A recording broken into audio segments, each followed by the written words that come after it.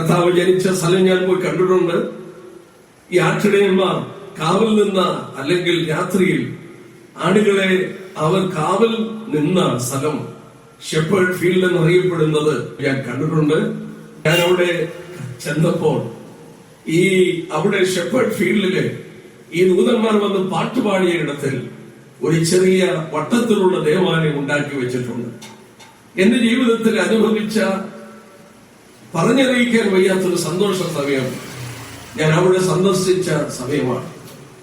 ഏത് ഭാഷയാണ് അവർ പാടിയെന്ന് എനിക്കറിയില്ല.